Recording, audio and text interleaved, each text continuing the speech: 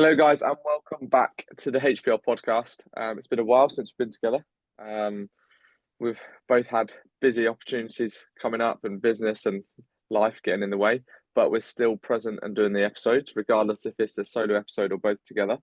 But we're going to try and, well, we are going to do a few more together. That's the promise at the minute and get back to our wonderful conversations.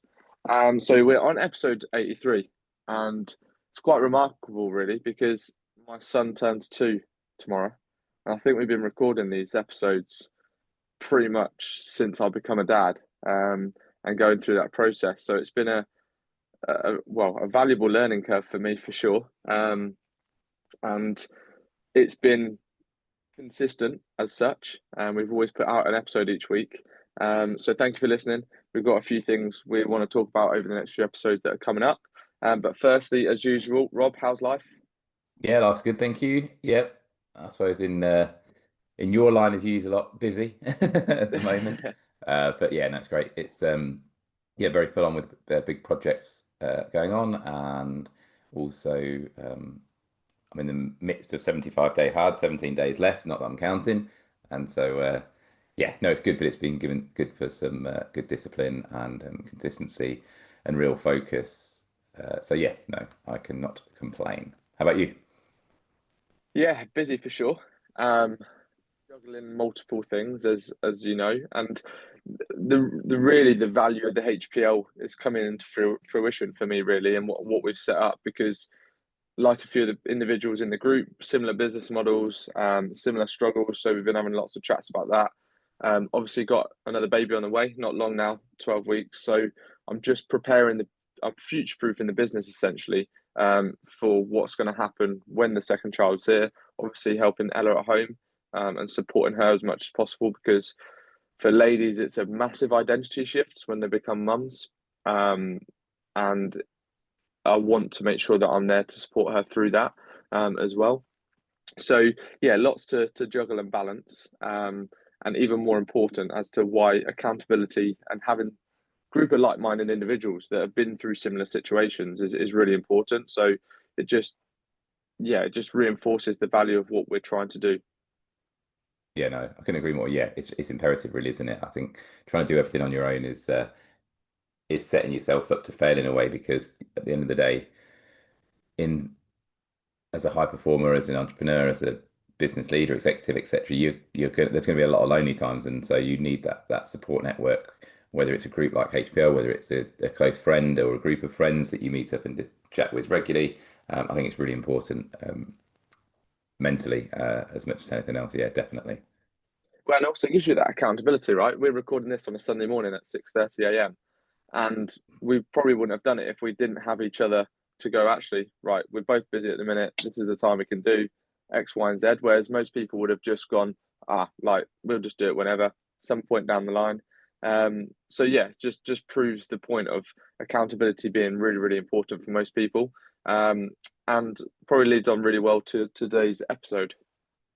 Yeah, so talking today about the energy audit, as I call it, and it's all really about how to reclaim your focus, your drive that we're speaking about, and then obviously also mental clarity. And so I think really people a lot of the time will say that I speak to certainly, and I'm sure that you'll be the same and work with as well, is that they don't have time. And quite honestly, it's the truth is a lot of the time is that actually they're running out of energy as opposed to the time itself. And you can't perform at that high level if your body and brain are sort of running on fumes, I suppose. And I talk about obviously time and energy a lot. I've written a book on it, and they are our two most valuable assets. And yet they are also finite, and therefore we have to be very conscious with how that we use them. And so today we want to talk about the energy audit I use with my clients, to as I say, to help them reclaim focus, and then also without really needing to slow down and trying to cut everything out of their lives as well, because it's not as simple as that. So I think first of all, it's looking at what actually energy management is, and knowing that that actually is what is going to drive and productivity, but also fulfillment. And first of all, I'd say stop trying to do more. Again, I talk about this a lot, but science has proven that we can't be focused and productive for long periods of time regardless of what you think. So stop thinking you can. Um, they say that in a recent study, they've said that the average employee is only productive for 3 hours a day. So that may shock you, but it's very easy to see how, with so many distractions we have on, that that is actually true. And so I want everyone to really think about it and instead focus on just a few priorities from your goals. Have short time blocks in your day to work on that single priority that's going to move the needle in an area you're wanting to grow in. And it's about those smaller time blocks done consistently that add up over time that's going to get you results, not trying to go and do these massive blasts of intensity um, and then burn out. So these sorts of things are all scheduled in advance. These are your important, non-urgent work I talk about without distraction, and they are going to get you the high results over time. So first of all, you got to remember that you can't outschedule sort of that fatigue that you're going to experience if you try to do too much. And think of energy not in hours, but more in terms of how well you're showing up in your business, how well you're showing up in your training, your relationships. And so I want you to four, think about it in currency. So think about four energy currencies. So you got your physical energy, so that's your fuel. You got your mental energy, that's your focus, your emotional energy, which is your mood and your presence, and then spiritual energy. So that's your sense of meaning and purpose. And ultimately, if any one of these are sort of running low, that's when the performance sort of starts to dip. And so I do something called the energy audit with, as I say, with the clients I work with, and it's looking at the tracking. So you're focusing on maximizing your energy in each day. And so what I'd recommend over the next 7 days, which is fitting as you're listening to this on a Monday, take 5 minutes each evening and write out everything you've done in that day. I mean, either 15 minutes or 30-minute increments, and track your energy highs and lows. So I want you to look at what feeds you energy and what drains your energy. So what you want to look at is then to remove or outsource more of those energy drains, because what you want to do is making things easier to do, as well as doing them at the right time. So you can look at something, for example, a certain work task, and you need to be putting it in at a time that suits you, sorry, as an individual. So a great place to look at this is searching for your chronotype. So if you type in on Google just my chronotypes and then look, and you'll fit into one of those categories. And then what you want to do is try and test and see what works for you, and obviously how you can schedule it based on your current season of your life, because that's also going to change through different periods if you've got a newborn, for example, etc. And don't ever be afraid to change something around. That's often part of the fun as well. So for me, for example, my focus time on work is early in the morning. It's easy because there's less distractions. My output is more than double in that period. So I get to work less and have a much freer afternoon, I suppose, without feeling guilty, because I get up early, I go to bed a little bit earlier, and I set out 3 essential tasks for that day that I've written out the night before. And this helps me prevent procrastination and overwhelm, because I know that I'm going to have a dip in energy in the early afternoon. So it's really important. So when I get up from sort of 5:30 till 1:30, that's my time where I'm going to generally I have my most energy. And so look at that for you and what that means to you. It's easy for me to do things like that it is now. Yes, it's annoying because it's maybe for some people because it's 6:30 on a Sunday, but it's like by the time the rest of the house wakes up, I'm done. I've ticked the boxes of the things that I need to do. Now I can give all my time and effort and energy to other people that need me for the day ahead. So you really need to look at identifying your energy sources and leaks. So what I want you to do is, again, when you're doing that, is say what gives me energy, what drains my energy. And if you think across 3 categories, so people, who do I feel better or worse after spending time with? With your work, what tasks excite you and what depletes you? And then your habits. So what routines fuel you? So sleep, exercise, nutrition, and which sabotage you? So which do you struggle more with, like late nights, endless scrolling, etc. And then what you do on that energy audit is you use a traffic light system. So anything that creates energy, gives you energy, feeds you energy is green, and just put a little green mark next to it. Anything that's sort of like neither way, that's like energy neutral. You get an orange marker and just put that next to it. And then the energy draining people, I say people, work habits, etc., certain work tasks that drain you, you put a red next to that. And then what we're looking at doing is rating those in sort of 1 to 10 within our domain, so the physical, mental, emotional, spiritual. And then what you want to do is you want to then look at that point and start to see what can I take away, what can I remove, what habit can I look to change and replace with something else that's going to feed me more energy. So what you want to look at doing is not trying to change everything at once.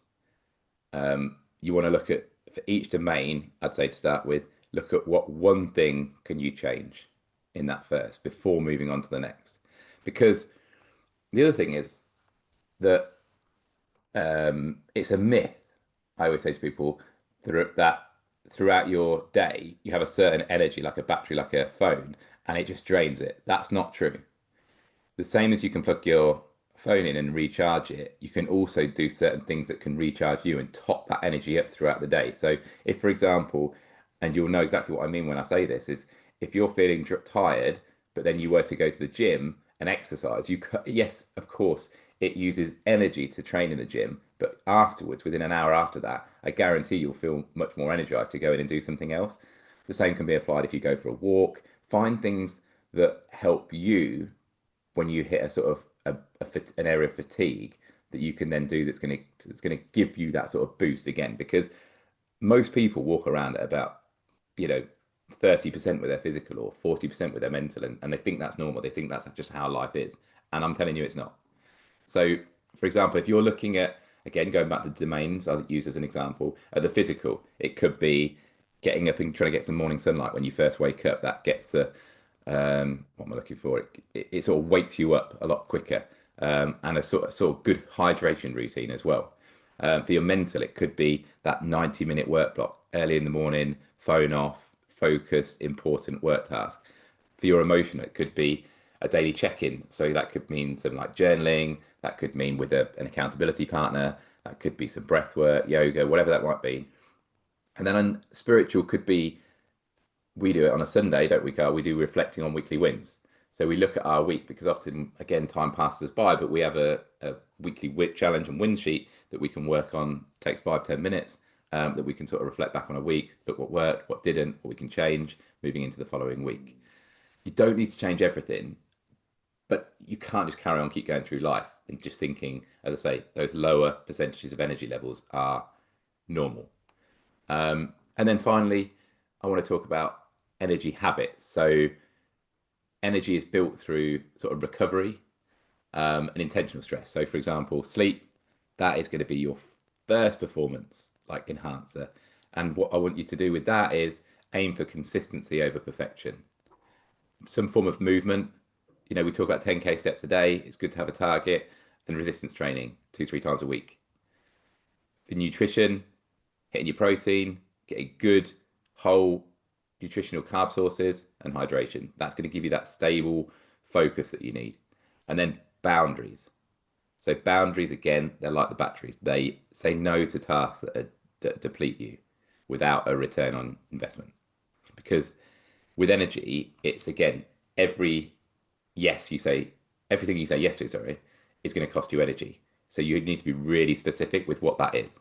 And so, it's really important. So, Carl, I don't know if you've got some things to add. I know I just literally spieled then. I suppose it's because it's something I'm quite passionate about, really, as No, you know, obviously with the time and energy. it's brilliant. To be fair, it's something that I value a lot. So, Rob and I had a meeting about a year and a half ago, looking at my diary energy and stuff like that. And this, what he just spoke about, the framework is really, really valuable. I found that I was a yes person. I was saying yes to too many things. And ever since our conversation and doing this audit, I started putting more boundaries in place so that I wasn't just giving my time to everyone and then not others, like Ella at home and then myself in terms of training and stuff like that.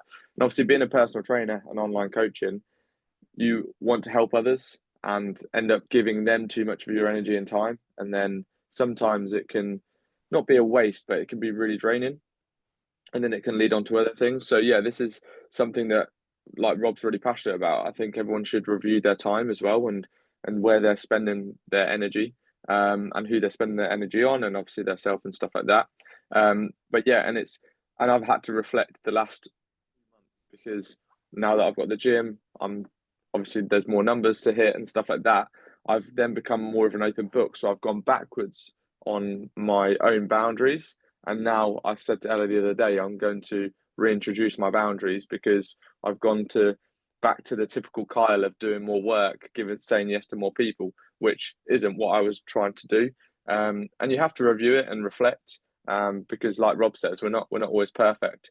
So even myself, I struggle with that, but I'm aware, and now my energy's slightly dipped. I've now set boundaries in place, work hours and stuff like that, so that I can control that and I can focus my energy on those certain periods of time. And then when I'm at home, that's it. It's family time.